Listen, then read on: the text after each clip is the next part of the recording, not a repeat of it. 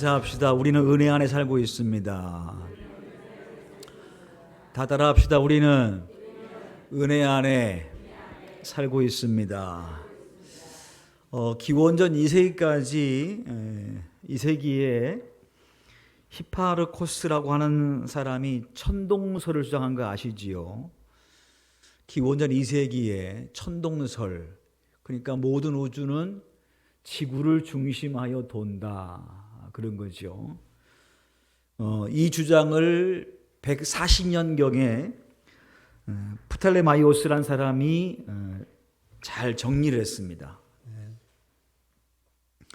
그럴 수밖에 없는 게 뭐냐면 그 당시 사람들이 볼 때에 지구는 가만히 있는데 계절이 바뀌거든요. 해가 뜨고 지고 달이 뜨고 지고 추위와 더위가 오고, 지구는 가만히 있는데 다 바뀌니까 이 우주의 모든 것이 지구 중심을 통하여 돈다, 그렇게 믿었습니다.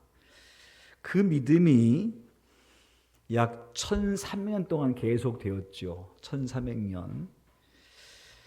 당시에 천주교도 그렇게 믿고 있었습니다. 천주교도 천동설을 믿고 있었습니다. 그 근거가 뭐였냐면 여호수아 10장 말씀 보게 되면 그 여호수아와 더불어서 기브온 족속이 전쟁을 벌이거든요. 아모리 군대하고 전쟁을 벌이는데 이제 여호수아와 아모리 군대 막 싸우는데 한참 막 이길 때 해가 지는 거예요. 해가 지면 전쟁이 끝나지 않겠습니까? 그럼 내일 또 해야 된단 말입니다. 그래서 여호수아가 기도를 해요. 뭐라 기도하냐면, 태양아 너는 기브온 위에 머무르라, 달아 너도 아이란 골짜기에 그리할지어다, 그렇게 명령을 했어요. 그러니까 쉽게 설명하면 태양아 멈춰라, 달도 멈춰라, 이렇게 이제 기도로 선포한 거예요. 근데 놀랍게도 태양이 딱 서가지고 안 움직이는 거예요. 달도 딱 서서 안 움직이고. 그래서 그 전쟁을 이겼어요.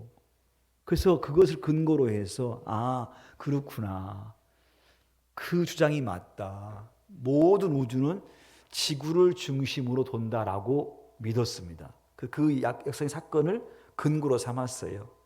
근데 여러분 알다시피 그 사건은 우주의 어떤 이론들을 설명한 것이 아니라 뭘 얘기하고 있냐면 하나님은 우주의 주관자시다라는 얘기를 하고 있는 것이지, 이 우주가 지구를 중심으로 돈다는 얘기는 아니거든요. 근데 그렇게 오해를 하는 거예요. 이걸 근거해서 볼 때에 우주가 지구를 중심하여 돈다라고 믿은 거죠. 그러니까 말씀을 오해한 거 아니겠습니까? 그러니까 말씀을 오해하게 되면 이러한 일이 벌어지게 되는 거예요. 로마서 5장 20절 말씀 보면 이렇게 되어 있어요. 죄가 더한 곳에 은혜가 넘쳤나니, 그랬어요. 뭐가 더한 곳에? 죄가 더한 곳에 뭐가 넘쳐요? 은혜가 넘쳐요. 그러니까 이 말을 우리가 잘 해석을 해야 돼요. 은혜가 넘치려면 죄를 많이 지어야 되겠네, 이렇게 오해하시면 안 돼요. 물론 한 분도 그렇게 안 계실 거예요. 그러니까 죄가 더한 곳에 은혜가 넘쳤나니, 이 말씀을 잘못 해석하게 되어지면 은혜를 많이 경험하려면 죄를 많이 져야 되겠구나, 더 큰 은혜 경험하려면 더 큰 죄를 져야 되겠구나, 이렇게 오해하시면 곤란하다는 거 아니겠습니까? 여러분, 죄는 무서운 거예요. 죄를 딱 지으면 두 가지 결과가 와요. 그 한 가지 결과가 뭐냐면 죄를 딱 짓는 순간에 우리 마음속에 평안함은 사라집니다. 그러니까 마치 죄를 저지르면 경찰이 무서운 것처럼, 그렇죠? 영적으로 딱 내가 죄를 지으면 우리 마음속에 평안함이 사라져요. 담대함도 사라지고요. 최소한 그리스도인들은 평안함과 담대함을 살거든요. 그 평안함은 어디서 오냐면 포도나무 가지의 비유를 통해서 알 수 있듯이 가지가 나무에 붙어 있으면 편안해요. 절로 과실을 맺고 모든 게 그냥 잘 이루어지는 거예요. 목자와 양의 비유를 통하여서 양은 목자의 보호를 받으면 그냥 평안한 거예요. 걱정이 없어요. 산을 가나 들을 가나 양은 염려하지 않아요. 왜냐하면 목동이 다 보호하기 때문에. 그렇죠? 그리고 미래에 대해서 담대함이 있어요. 목자가 보호할 것이라고 하는 것 때문에 그래요. 그러니까 우리가 주님의 말씀에 순종하고 살면 우리 마음에 뭐가 오냐면요, 담대함이 생겨요. 두렵지가 않아요. 미래가 두렵지 않아요. 왜? 내가 오늘 주님 안에 있으니까. 그리고 우리 마음속에 편안함이 있어요. 무엇이 있고 없어 관계없어요. 편안함이 있는 거예요. 여러분, 근데 죄를 딱 짓는 순간에 우리 마음 뭐가 사라지냐면 그 평안함이 사라지는 거예요. 그리고 두려운 거예요. 근데 여러분, 이것은요, 누구나 다 아는 게 아니에요. 평안함이 없는 것이 큰 심판이구나, 큰 징계이구나라는 것을 누구나 다 아는 게 아니에요. 최소한 하나님과의 교제가 긴밀한 사람이 알 수 있는 거예요. 다윗이 그걸 알았습니다. 그래서 다윗은 하나님, 내가 죄를 지었으나 회개하오니 내 안에 성령만은 걷어가지 마십시오 그랬어요. 성령님과 늘 교제하는 게 다윗인데 딱 걷어가는 순간에 답답함, 두려움, 걱정, 죄책감, 이게 들어오거든요. 그러니까 영적인 사람만이 평안함을 잃어버리는 것이 큰 심판이구나를 알 수가 있는 거예요. 근데 영적이지 아니하면 죄를 짓는다고 해서 그 당장 무슨 사업이 망가져 버리고 하던 일이 안 돼 버리고 죄를 짓는다고 해서 갑자기 몸이 아파 버리고 그런 거 아니거든요. 죄를 지었어도 그렇게 안 올 수 있어요. 당장 오지 않을 수 있어요. 근데 영적이지 않은 사람은 당장 큰 문제가 없으니까 괜찮네 라고 생각할 때가 있거든요. 그만큼 영적이지 않은 거예요. 근데 영적인 사람은 죄를 딱 짓는 순간 내 마음속에 평안함, 그분과의 교제의 관계, 그분을 신뢰한 담대함의 마음이 사라진 거에 대해서 대단히 고통스러워합니다. 그리고 죄의 결과는 훗날에 반드시 징계가 있습니다. 회개하지 아니하면, 돌이키지 아니하면, 지금 당장 결과가 없다 할지라도 돌이켜서 회개하지 아니하면 반드시 결과가 오게 돼 있어요. 어떠한 것이든 간에. 그러니까 죄라고 하는 것은 무서운 거예요. 학생 여러분, 여러분이 죄를 정말 짓지 않도록 해야 돼요. 당장 어떤 피해가 없다고 해서 그것이 그냥 묵인되거나 사라지지 않아요. 주께서 지체하실 수 있거든요. 그러니까 죄는 참 무서워해야 되고 죄를 짓지 않기 위해서 힘을 다해야 됩니다. 여러분, 누가복음 15장의 말씀 보게 되면 일명 탕자 이야기가 나옵니다. 탕자 이야기. 여러분, 거기서 말하는 탕자라고 하는 그 탕자의 의미가 뭐예요? 뭐가 탕자예요? 그 의미를 잘 해석하셔야 돼요. 탕자란 말은 이 아들이 아버지를 떠나서 허랑방탕하여 돼 있거든요. 허랑방탕하여. 그래서 허랑방탕이 탕자라는 것은 아니에요. 물론 결과물이긴 하겠습니다만 진짜 탕자 의미는 뭐냐면 아버지를 떠나는 것이 탕자라는 거예요. 아버지의 품이 불편해. 아버지의 품이 부담스러워요. 힘들어요. 여기서 아버지 하나님을 의미하고 있거든요. 그러니까 하나님의 품이 불편한 거예요. 그래서 기회만 되면 떠나려고 하는 거예요. 탕자라는 그 말의 의미는 허랑방탕이라는 것이 아니라 먼저 그가 지금 아버지를 떠나버린 자체가 탕자구나. 그리고 탕자란 말의 의미는 뭐냐면 아버지의 말을 순종하지 않는 거예요.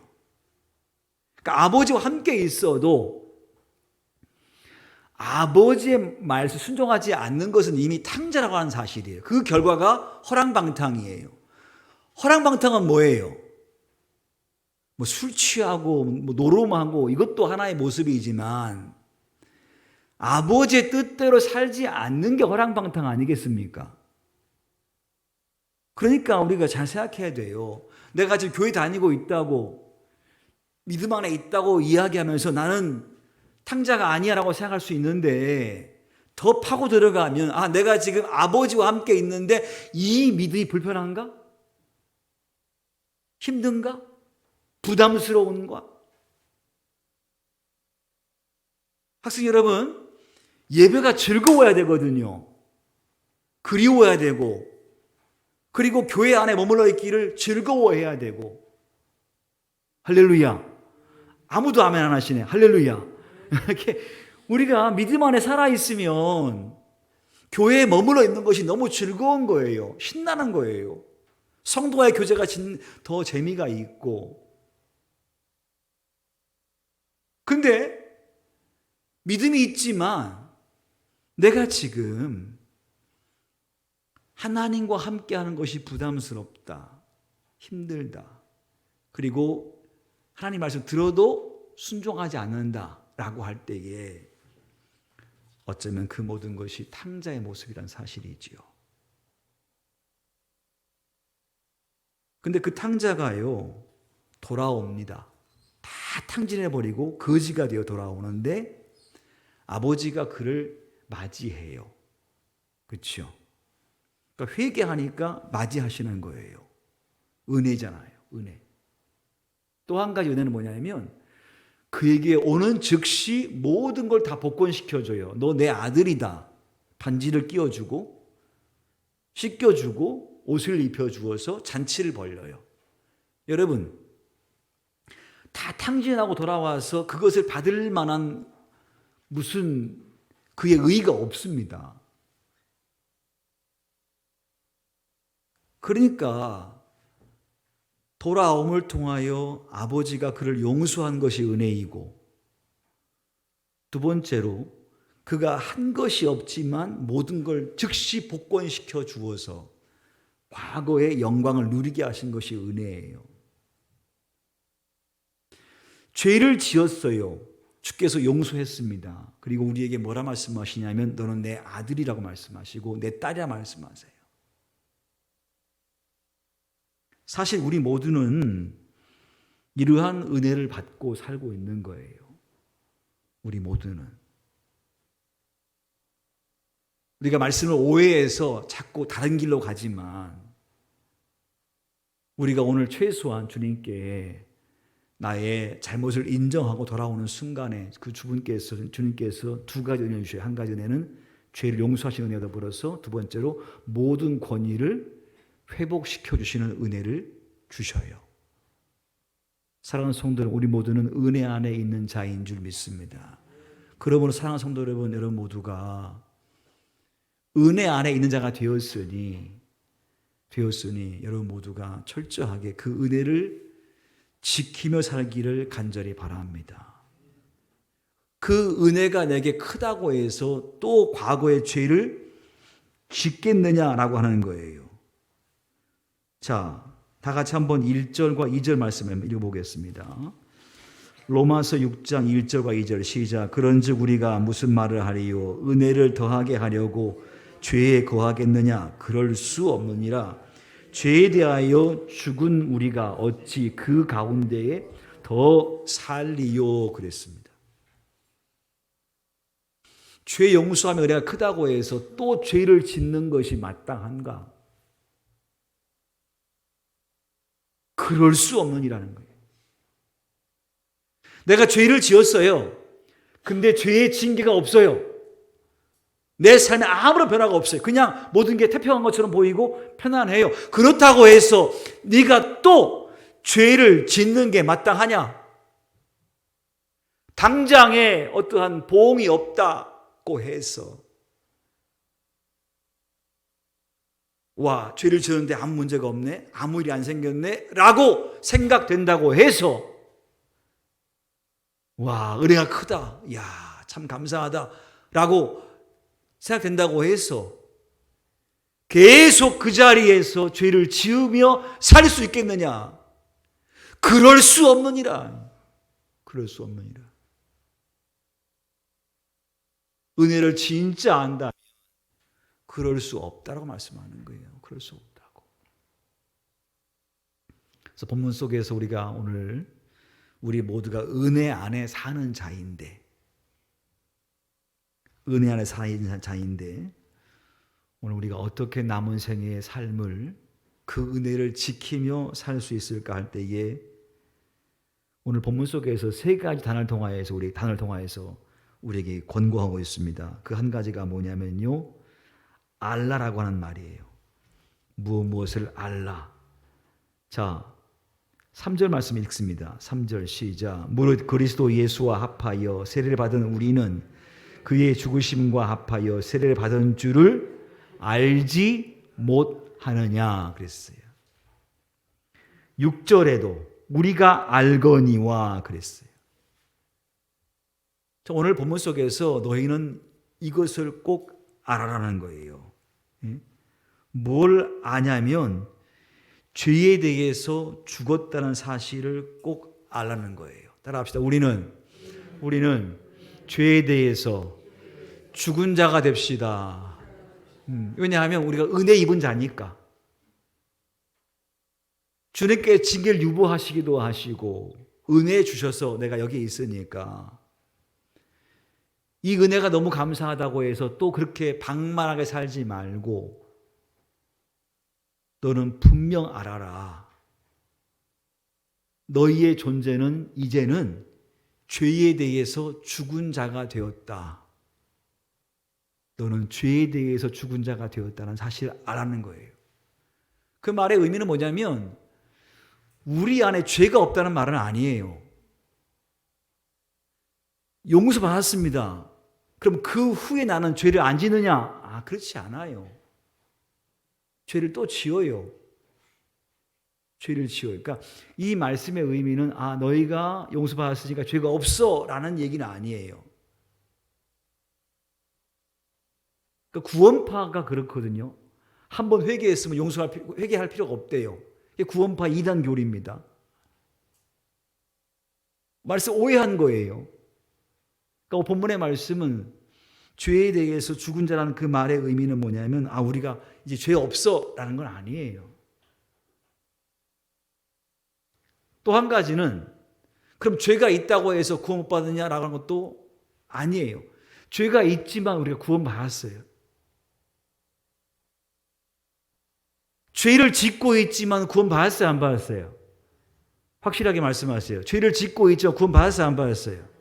받았어요. 그렇죠? 그러니까 죄에 대해 죽었다는 말의 의미가 다시는 내가 죄를 안 지어라는 것도 아니에요. 죄도 없을 뿐만 아니라 내가 더 이상 죄를 안 지어라는 말도 아니에요. 오해하시면 안 돼요. 그 말의 의미는 뭐냐면 이 말씀이에요.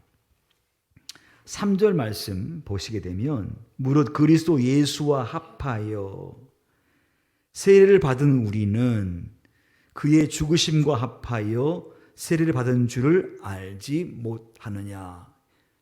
그러니까 죄에 대해 죽었다는 말은 뭐냐면 우리의 인생이 누구와 합했다? 예수님과 합한 존재라는 거예요. 예수님과 합한 존재라. 우리가 죄에 대해 죽었다는 그 말의 의미는 내가 예수님과 합한 존재구나. 그래서 예수의 죽으심이 곧 나의 죽으심이고 예수의 부활이 곧 나의 부활이고 예수의 거룩함이 곧 나의 거룩함이구나. 나는 예수님과 하나가 된 존재이구나라는 말의 의미예요. 분리가 돼버리면 구원도 없고 영생도 없어요. 그러니까 우리 모두는 이제 남은 생에는 어떻게 사냐면 내가 죄를 짓기도 하지만 또 실수하기도 하지만 꼭 기억할 것은 내 모든 죄는 예수님께서 십자가상에서 다 용서해 주셨다. 나를 주께서 의롭다 해 주셨다. 내 의가 아니라 예수님 십자가의 은혜이고 십자가의 의이다. 나는 죄인이지만 그분께 나를 향하여서 죄 없다 칭해 주셨다. 칭의. 할렐루야. 그렇게 우리가 생각하면 맞는 거예요. 그러니까 우리가 구원에 대해서 주 앞에 자랑할 것이 없어요. 다 주의 은혜라는 사실이에요. 또 죄를 짓는다고 해서 구원이 사라진 것은 아니에요. 믿음으로 구원받기 때문에 그래요. 행위가 완벽해서 구원받는 거 아니에요. 내가 예수 믿기 때문에 구원받는 거잖아요. 그러므로 꼭 기억해야 할 것은 이제 내가 예수님과 합한 존재가 되었다는 사실을 꼭 기억하시고 남은 생애를 살아가야 될 줄 분명히 믿습니다. 또 한 가지는 뭐예요? 또 한 가지는 11절 말씀 보겠습니다. 11절 말씀 읽습니다. 시작. 이와 같이 너희도 너희 자신을 죄에 대하여 죽은 자여 그리스도 예수 안에서 하나님께 대하여는 살아있는 자로 여길지어다. 자, 죄에 대해서 어떠한 자로 여기라고요? 죽은 자라고. 예수님과 합한 사람은 따라합시다. 나는 죄에 대해서 죽었다. 그렇게 여기라는 거예요. 그렇게 여기라고. 여길지어다 그랬어요. 여길지어다. 죄에 대해서 죽은 자로 여길지어다.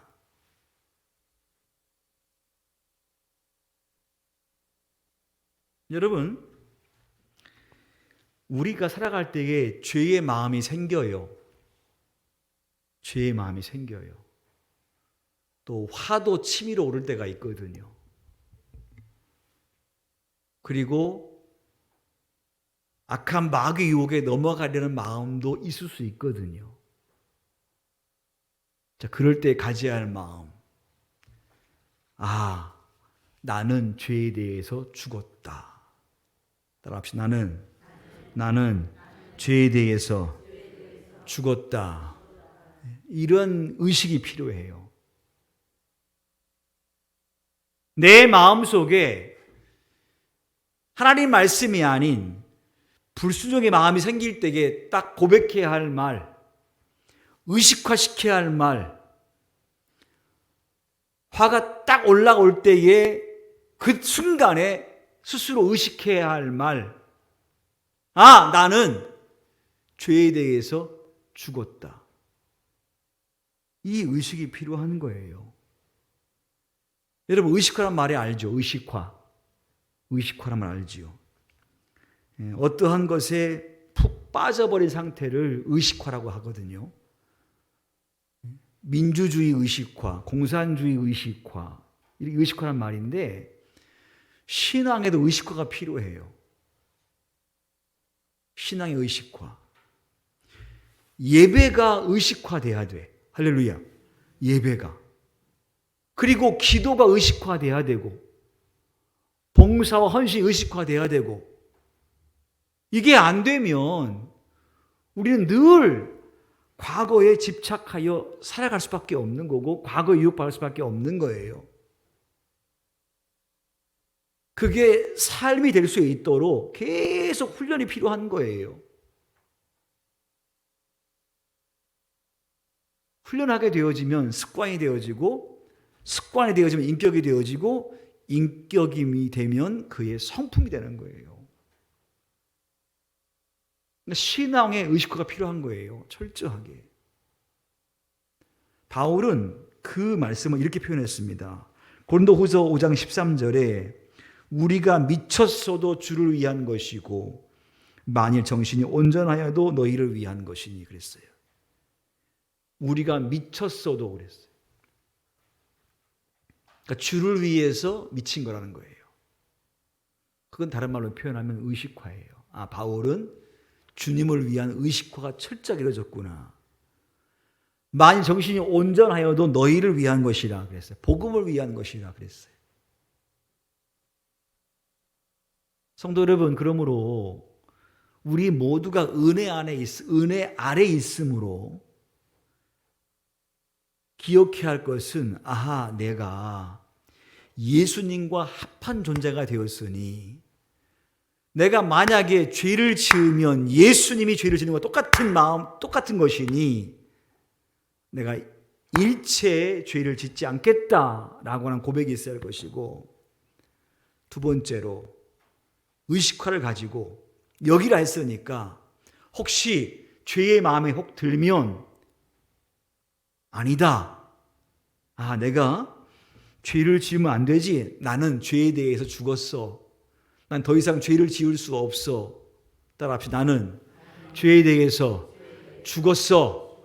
이렇게 좀 고백을 하시고, 딱 고백을 하심을 통하여서 그걸 막으시라는 거예요. 물론 실수하겠죠 또. 그렇지만 철저하게 그런 마음이 들 때마다 그래 아니지. 내가 죄를 짓지 말아야지. 난 죄에 대해 죽은 자야. 예수님께 나를 십자가상에서 구원했으니, 나를 위해 대가를 치르셨으니 더 이상 그 대가를 지불하게 하면 안 돼.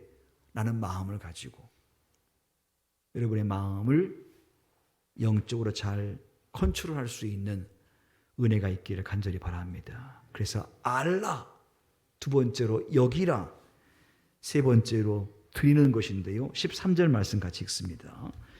읽어요. 시작. 또한 너희 지체를 불의의 무기로 죄에게 내주지 말고 오직 너희 자신을 죽은 자 가운데서 다시 살아난 자 같이 하나님께 드리며 너희 지체를 의의 무기로 하나님께 드리라 그랬어요. 따라합시다. 내 몸을 하나님의 도구로 드리자. 세 번째 의식, 이 몸을 가지고 하나님의 거룩함을 위해서 드릴 수 있는 자가 되어야 한다는 거예요. 사랑하는 성도 여러분, 우리가 죄를 멀리할 뿐만 아니라 죄의 유혹이 올 때에도 다시는 죄를 짓지 않을 뿐만 아니라 더 나아가서 이 몸을 가지고, 내 삶을 가지고 주님께 오늘 헌신할 수 있는 자 되기를 간절히 바랍니다. 마태복음 18장 8절 말씀 보니까 이렇게 되어 있어요. 내 손이나 내 발이 너를 범죄하거든 찍어내버리라. 불구자나 절뚝발이로 영생에 들어가는 것이 두 손과 두 발을 가지고 영원한 불에 던지우는 것보다 나으니라. 만일 내 눈이 너를 범죄하게 하거든 빼어내버리라. 한 눈으로 영생에 들어가는 것이 두 눈을 치고 지옥불에 던지는 것보다 나으니라 그랬어요. 이 말은 무슨 말이에요? 이 몸을 가지고 죄를 짓지 말라는 거예요. 혹시 죄 지으면 잘라버리라는 거예요. 내 팔을 잘라버리고 내 다리를 잘라버리라. 이게 아주 강력하게 말씀하고 있는 거예요. 예수님께서 십자가에서 우리의 몸과 마음을 샀으니 다시는 너희 이 몸을 불의의 병기로 드리지 않도록 해라. 혹시 네 몸이 죄를 지으면 영적으로 과감하게 잘라버려라. 영적으로 하는 의미잖아요. 그만큼 죄를 짓지 말라고 하는 경고예요. 상상해 보세요. 손을 자르는 고통이 얼마나 크겠습니까? 다리를 자르는 고통이 얼마나 크겠습니까? 그만큼 큰 고통이 있는 거예요. 그렇지만 죄를 짓지 않기 위해서 그렇게 하라는 거예요. 온전한 몸을 가지고 지옥 가는 것보다 불구의 몸을 가지고 천국 가는 것이 훨씬 나으니까. 오늘 본문의 말씀 그렇습니다. 여러분, 저와 여러분은 하나님의 은혜 안에 살고 있는 줄 믿습니다. 그 은혜를 여러분들이 너무나 가볍게 여기지 마십시오. 그 은혜는 하나님의 아들 예수님께 십자가상에서 그렇게 고통을 당하시고 대가를 지불하시는 은혜입니다. 우리가 믿음이 있으면 그 고통이 얼마나 큰지를 느껴야 돼요. 은혜가 없으니 못 느끼는 거죠. 나를 위해 저분이 이렇게 당하셨구나라는 것을 느끼면 그분의 죽으심이 나의 죽으심이 되는 거고 그분의 살으심이 나의 사람이 되는 거 아니겠습니까? 연합이 이루어지는 거예요. 그러므로 오늘 나의 삶에 하나님께서 참으시고 용서하시고 기다리심의 은혜가 있는데, 그 은혜가 내게 있다고 해서 혹시 나의 마음속에 십자가의 은혜를 잊지 않도록 여러분 꼭 그 은혜를 아시길 바라고, 두 번째로 이젠 우리 모두는 죄와 상관이 없는 인생을 살아가야 될 줄 믿습니다. 혹 유혹이 오고 혹 내게 죄의 욕망이 생긴다 할지라도, 나는 이제 죄에 대해서 죄를 멀리한 자야, 내가 더 이상 죄 아래 있지 않아, 나는 죄에 대해 죽었어 라고 선언을 하시고, 더 나아가서 여러분의 몸과 마음을 하나님의 거룩한 의의 병기로 들여서 여러분의 모든 몸과 마음이 하나님의 일을 더 잘 해낼 수 있고 순종할 수 있는 그런 은혜의 삶을 누리시기를 간절히 바랍니다. 성도 여러분, 우리가 주님 안에 살 때에 평안함의 은혜가 있어요. 그 은혜는 놀라운 축복입니다. 그 은혜가 늘 거하시는 여러분 되시기를 간절히 축원합니다. 찬송.